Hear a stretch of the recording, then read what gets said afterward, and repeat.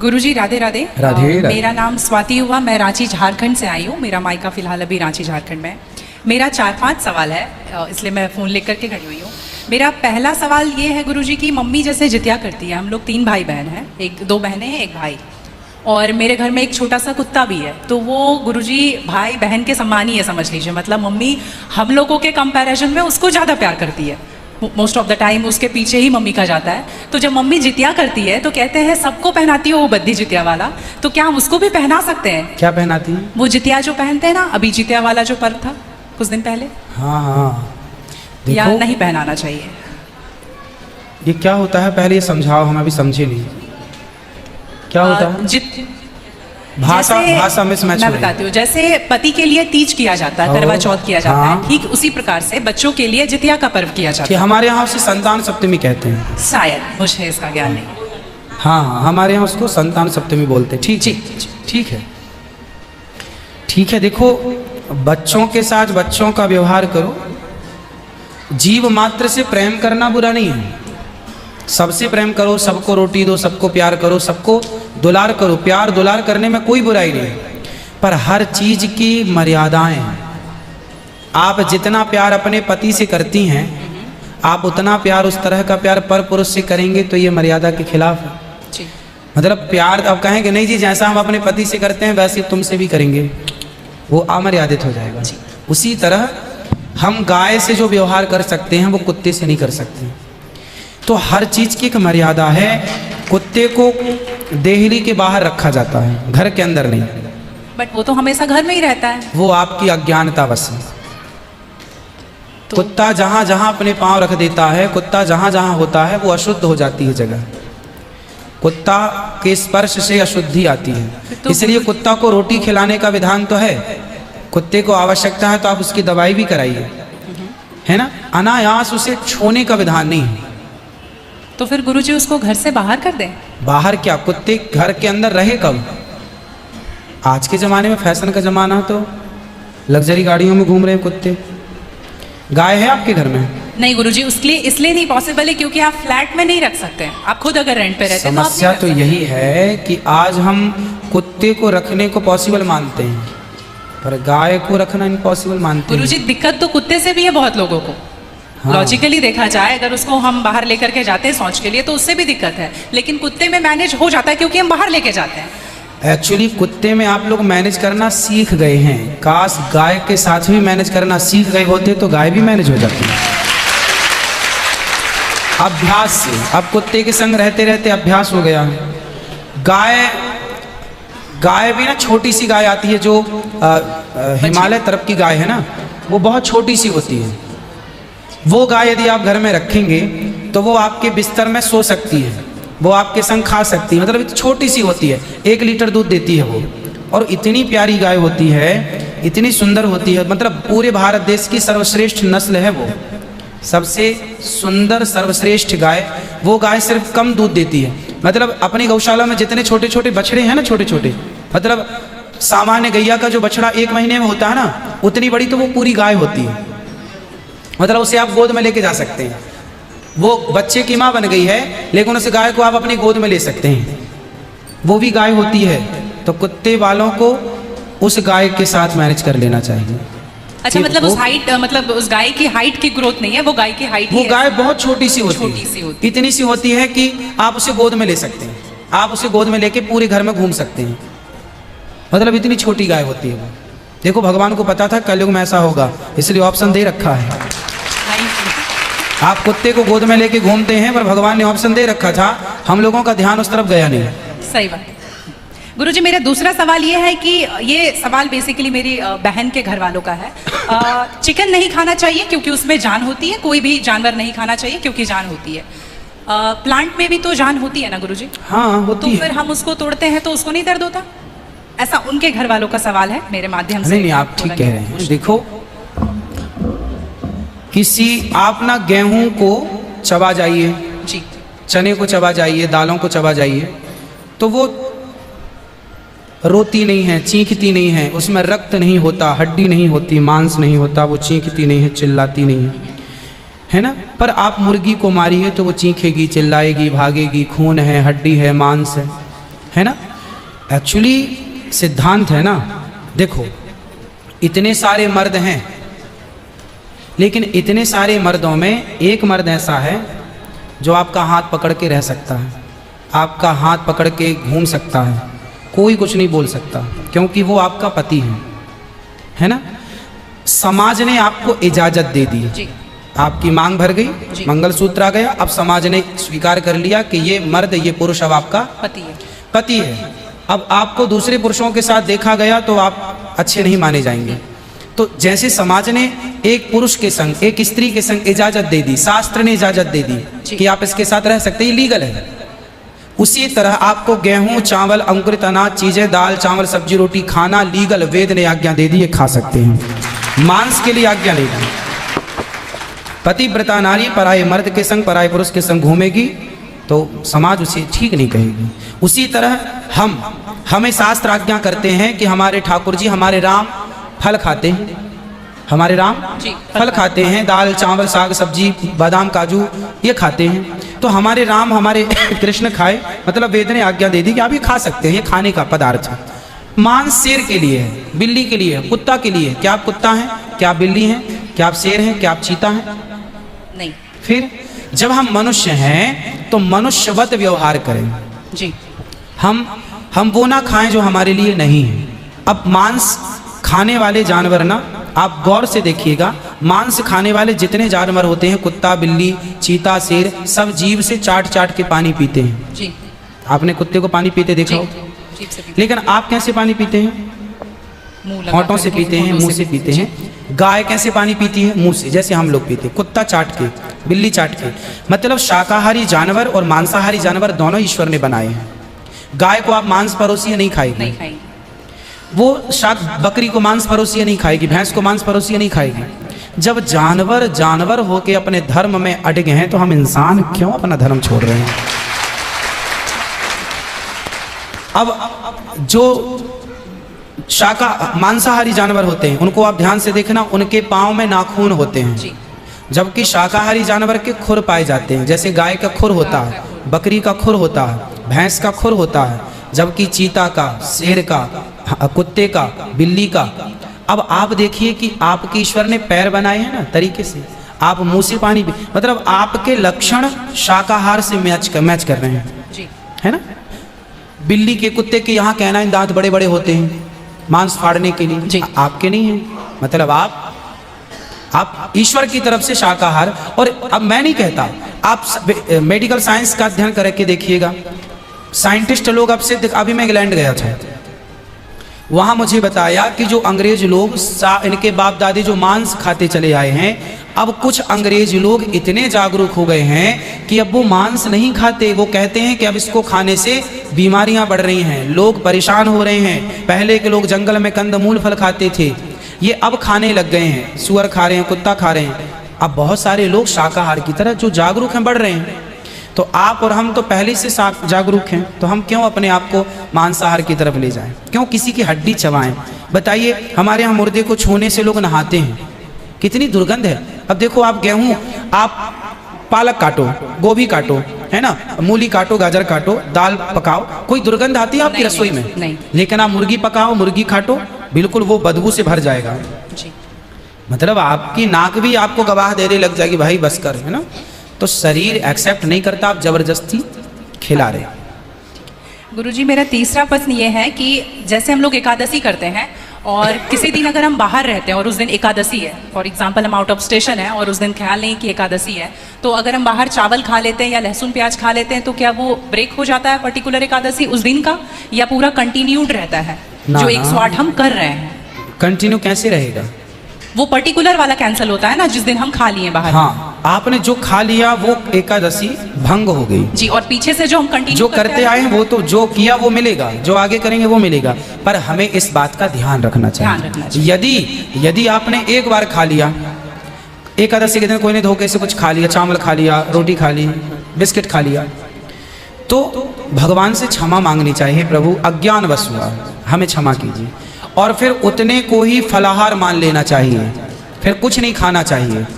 जैसे आज आपने धोखे से चावल खाया, आपने खाया ही एक कौर, तभी याद आया आज तो एकादशी, अब आप बोलेंगे नहीं हे प्रभु अपराध हुआ, क्षमा, भगवान का नाम जप करो और उसको ही अब मान लो कि मेरा पारण हो गया, अब फिर मैं कुछ नहीं खाऊं, तो फिर वो पूरी एकादशी मान ली जाएगी। गुरुजी मेरा चौथा सवाल ये है कि आप कहते हैं दारू पीना पाप है, चिकन खाना पाप है क्योंकि उसमें जान है। दारू में ऐसी कौन सी चीज मिली होती है कि उसको पीने से पाप हो जाता? अगर आप पी के कुछ गलत कर रहे हैं तो फिर गलत है लॉजिकली, तो फिर पाप क्यों? और अगर दारू में नशा चुकी होता है, अगर वो पाप है तो फिर तो पुड़िया खाना, सिगरेट पीना, सारी चीजें पाप में आ जाएंगी। पाप अलग विषय है, अभी मैं समझा देता हूँ आपको। जब हमारा देश गुलाम था जी, तो एक अंग्रेज ने एक पंडित जी की कनपटी पे बंदूक रखी और अंग्रेज ने कहा, ये पंडित जी यहाँ आओ, तुम बड़े पुजारी हो? हाँ पुजारी हूँ। हिंदू हो? हाँ। आज मैं तुम्हें गोली मारूंगा। पंडित जी बोले क्यों मारोगे? बोले आज 4 चीज़ें तुम्हारे सामने हैं। अंग्रेज ने 4 चीज़ें पंडित जी के सामने रखी। पहले पराई स्त्री ला के रख दी, तुझे आज इसके संग रहना है।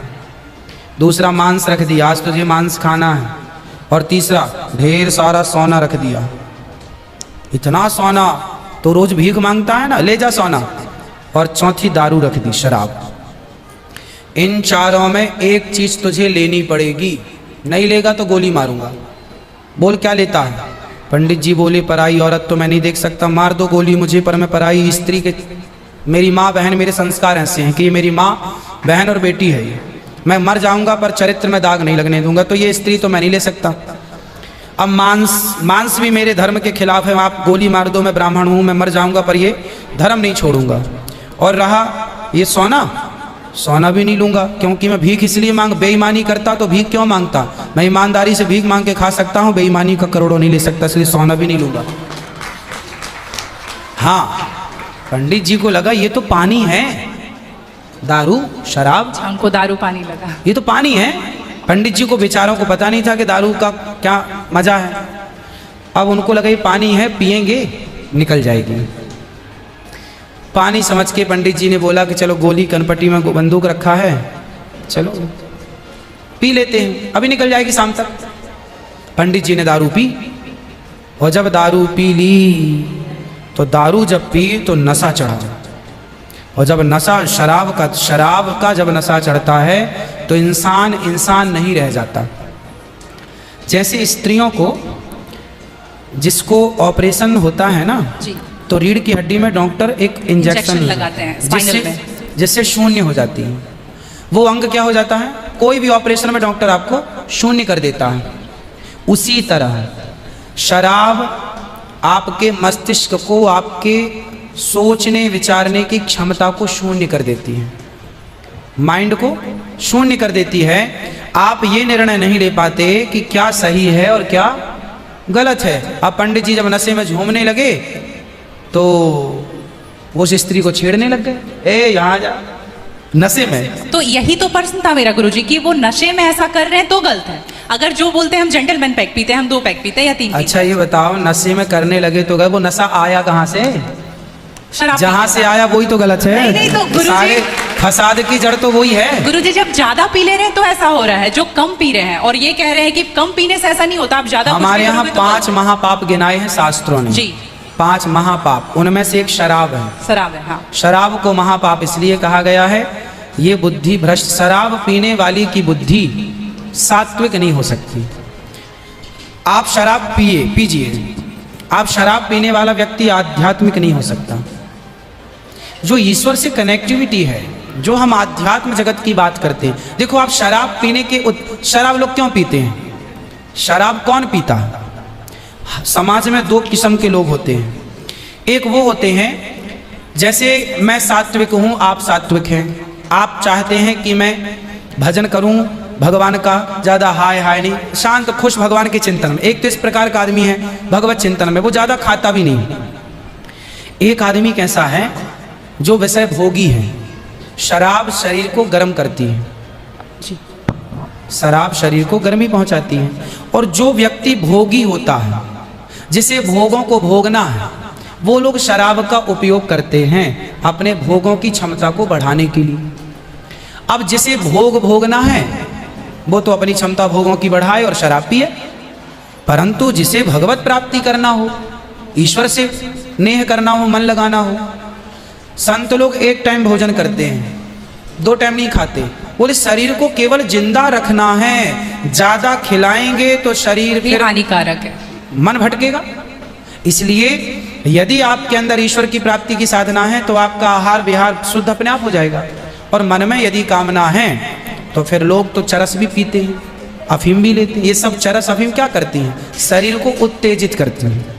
ये सब शरीर को उत्तेजित करने वाले पदार्थ हैं। तो बाकी जितने भी नशा वाली चीज हैं, हाँ। गुटखा, खैनी, दारू जो भी हैं, ये सारे फिर उतने ही इक्विवेलेंटली सब नुकसानदायक है। खैनी से कैंसर होता है, सिगरेट से लंग्स खराब होते हैं। गुल से क्या होता है गुरुजी? किससे? गुल जो करते हैं, गुल क्या होता वो है? पाउडर एक होता है ना? नहीं, वो मैं जानता नहीं हूँ। चरस अफीम क्या कहते हैं? क्या है बेटा? ड्रग्स? नहीं, वो ड्रग्स नहीं होता, डब्बे में आता है गुल। नहीं, वो गांव के लोग को मैंने देखा करते हुए। हाँ, तंबाकू चूना? नहीं, वो मैं उसके बारे में पहली बार सुन रहा हूँ, अब रिसर्च करना पड़ेगा वो चीज क्या है। मतलब कुछ भी नशीला पदार्थ देखो गलत गलत है, सब गलत है, सब गलत। शराब कौन सी सही है? सिगरेट कोई पिए तो कौन सा समझदार है? आप खैनी खाएं, गुटखा खाएं, अब कौन सही? इसे कौन कहे? मूर्ख ही सही कहेगा, खाने वाला ही सही कह सकता है। तो मतलब सब इक्वली उतना ही पाप है। पाप पुण्य अलग विषय हो गया। नहीं गुरुजी, आप कहते हैं कि शराब को पाप माना गया है, बाकी ये चीजों सारी को- चीज पाप के अंतर्गत है। अब सेहत खराब हो ही जाएगी। शराब के नशे को पाप माना गया है, बाकी चीजें गलत हैं। ठीक है, महापाप में शराब को लिया गया है, बाकी चीजों को गलत। सही कैसे हो सकती है खैनी और सिगरेट और बाकी चीजें? महापाप में शराब को गिना। देखो, एक होता है महापाप, एक होता है पाप। जी। महापाप 5 प्रकार के हैं, पाप अनेक प्रकार के हैं। तो पाप है, गलत है, ये सब चीजें गलत है। शराब महापाप है। आगे ठीक है गुरुजी, मेरा लास्ट प्रश्न आपके माध्यम से ये बुलवाना है। बहुत सारे लोग खच्चर पर जाते हैं केदारनाथ, और वैष्णो देवी भी जाते हैं खच्चर पे।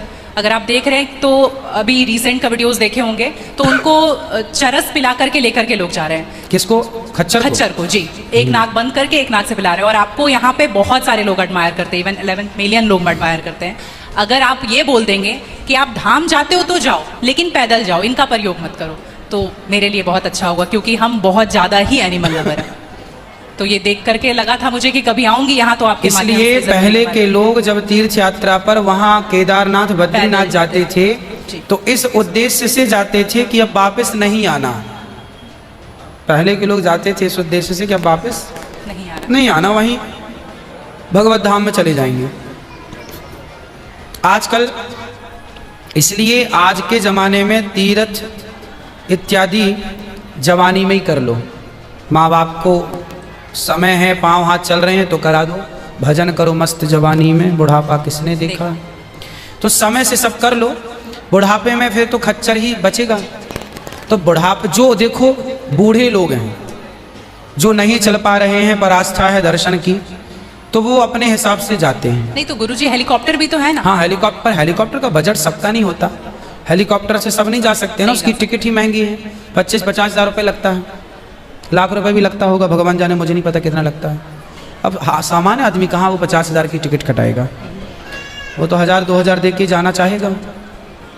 तो सबके अपने अपने बजट हैं, पर ये कोशिश करो कि हम अपने पाँव पर चलें, हम किसी पर बोझ ना बने। ये सही है कि हम किसी जीव को परेशान ना करें। यदि वो गधा वधा जो भी है खच्चर, वो यदि स्वस्थ है, क्योंकि हमारे यहाँ राजाओं के ज़माने में घोड़ों पर ही सवारियाँ होती थी, रथ घोड़ों के द्वारा ही चलाए जाते थे, तो उन घोड़ों का ध्यान भी रखा जाता था। पंच परमेश्वर कहानी है, जुम्मन सिंह खलगू चौधरी, उसमें एक इक्का गाड़ी की भी कहानी है ना। तो उसमें बैल के द्वारा इक्का गाड़ी चलाई गई, उसका जिक्र है। तो हमारे यहाँ पहले ना, जैसे किसान खेत में जुताई करते थे, जुताई जी। या तो बैलों से होती बैलों थी, से होती। तो बैलों को ना दिन भर जुताई में रखते थे और रात भर उनको चराते थे। रात भर वो अच्छा घास खाएं, दिन भर उनको जब भी गर्मी पड़े 2 घंटे का रेस्ट, 2 घंटे छोड़ दें, वो चर लें, वो पानी पी लें, मतलब उनका प्रॉपर ख्याल रखा जाता था। आज कुछ लोग क्या है, पैसे कमाने के लिए उनका ख्याल तो रखते नहीं है, और वो पैसे लेने के चक्कर में ना उसको भरपेट खिलाते हैं, ना उसका पानी का ध्यान, ना खाने का ध्यान, तो वो कमजोर हो जाता है, मर जाता है कई बार। वही प्रॉब्लम है गुरुजी, वो 5-5 बार चढ़ाते हैं और आने के टाइम पे पूरा पाँव टूट जैसा जाता है और फिर उसका ध्यान नहीं रखते। उसकी खिलाई पिलाई हो और एक समय होता है, यदि जवान है तो उसको उपयोग में लिया जाए, बूढ़ा है तो उसको रिटायर कर दिया जाए। अब बूढ़े गधे के ऊपर भी लोगों को बिठा कर ले जाएंगे तो एक हर व्यक्ति जानवर हो या इंसान हो, हर चीज की एक क्षमता होती है। जवानी सबके साथ होती है और बुढ़ापा भी सबके साथ होता है जी। तो उन लोगों को भी इस बात का ख्याल रखना चाहिए। आप लोग भी अपने पांव पर चलने की कोशिश करें और कुल मिला के जीव पर कोई भी भार ना बने, जीव मात्र को हम परेशान ना करें। जी धन्यवाद गुरुजी, थैंक यू।